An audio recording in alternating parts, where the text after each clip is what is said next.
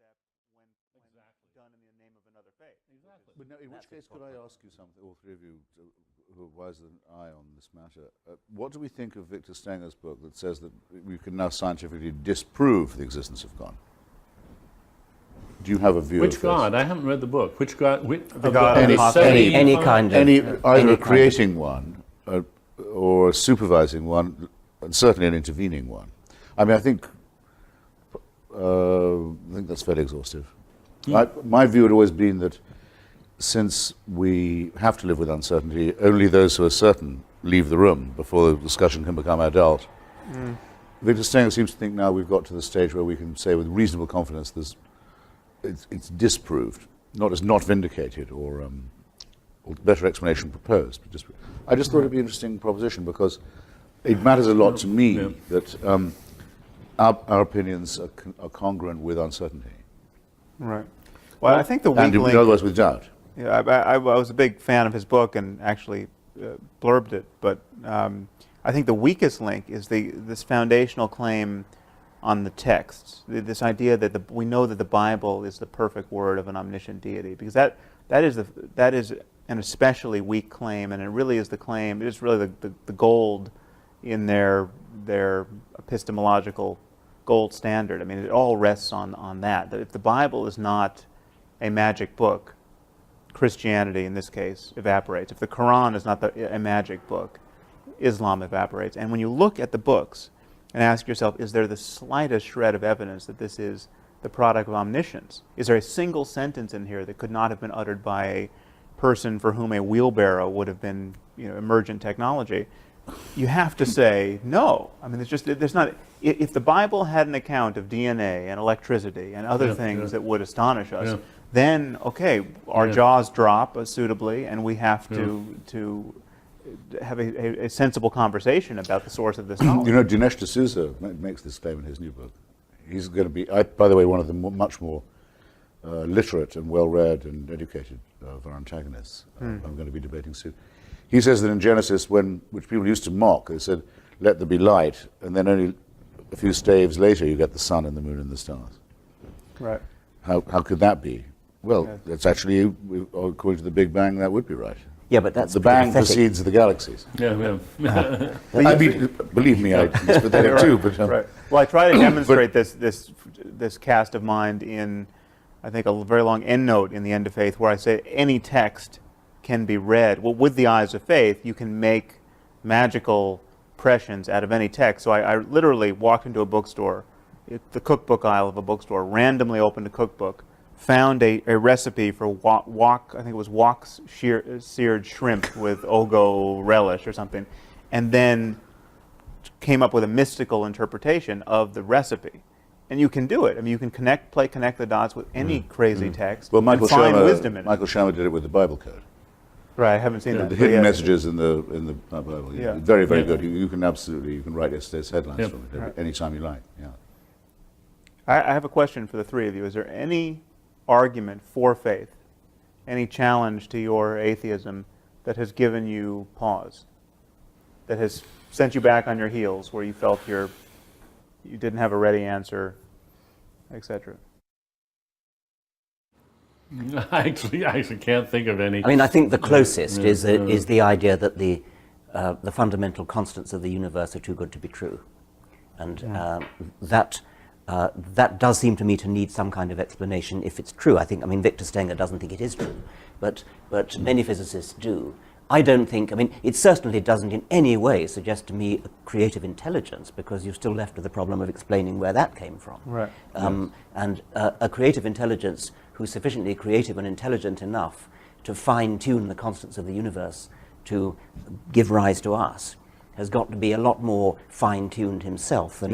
Why create all the other planets in our solar system dead? Well, that's a separate question. If it was that good. Yeah. I mean, Bishop Montefiore was very good at this, was a former friend of mine, say you have to marvel at the conditions of life and the knife edge on which they are. So it is a knife edge, yes. Our planet is... a lot of it too hot or too cold. Right. On a climate. The other planets are completely too hot or too cold to support life. That's just one solar system, the only one we know about where there is life. Not much of a designer. And of course you can't get out of the infinite regress. But I've not come across a single persuasive argument of that kind. But I wouldn't have expected to, because as I realized when I thought one evening, they never come up with anything new. Well, why would they? Their arguments are very old by definition. And they were all evolved when we knew very, very little about the natural order. The only argument that I find at all attractive, and this is for faith, you asked, as well as for theism, is what I suppose I'd call the apotropaic, when people say all the praise belongs to God for this. He's to be thanked for all this. That is actually a form of modesty. It's a superstitious one. That's why I say apotropaic. But Right. it's avoiding hubris.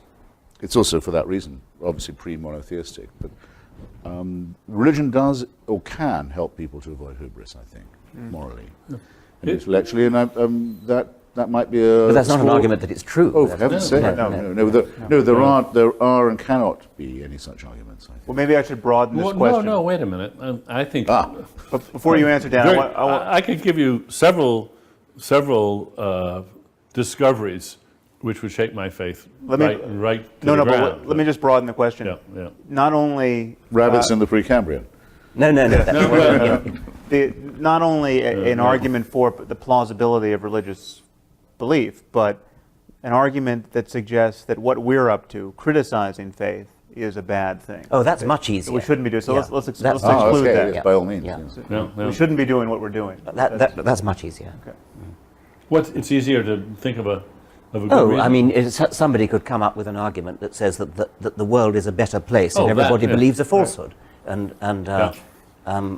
Is there any context, though, in your work or in dialogue with your critics where you feel that argument has given you pause? Oh yes.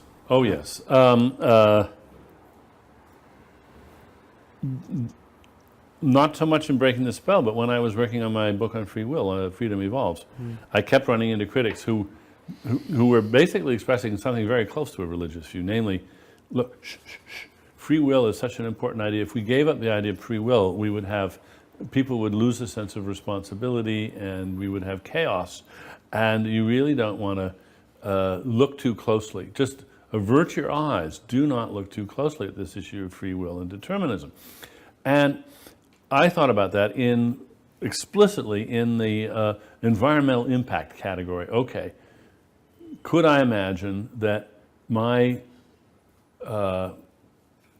irrepressible curiosity could lead me to articulate something, true or false, That's dangerous. which would have such devastating effects on the world that I should just shut up and change the subject? And I think that's a good question that we all should ask. Yeah, good. Absolutely. And I spent a lot of time thinking hard about that, and I wouldn't have published either of those two books if I hadn't come to the conclusion that it was not only, as it were, environmentally safe to proceed this way, but obligatory. But I think you should ask that question. I do. Right. Before publishing a book, but not before deciding for yourself, do I think that this is true or not? One should never do what some politically motivated, often, critics do, which is to say, this is so politically obnoxious that it cannot be true. Oh, yeah. And which is a different It's a different point. thing entirely. No. No, it would be like discovering that you thought that the bell curve Yeah. on Yeah. white and black intelligence was a correct interpretation of IQ. Yes, and you could well suppress publication. Now I've looked at all this stuff again. I'm absolutely, as you could say, now what am I going to do?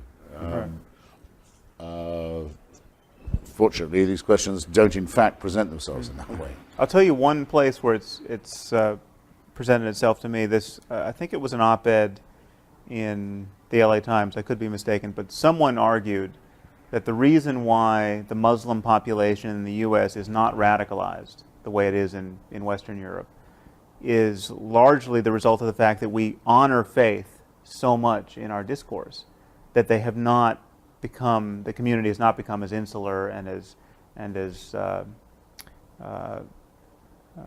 grievance-ridden as it As has in Western Europe. as in Western Europe. Now, I don't know if this is true, but if it were true, that gave me a moment's pause. That would be of interest. James Wolfenson, of later the World Bank, recently the negotiator on Gaza, says that he firmly believes that he had tremendous influence for good with the Muslim Brotherhood and Hamas because he was an Orthodox Jew.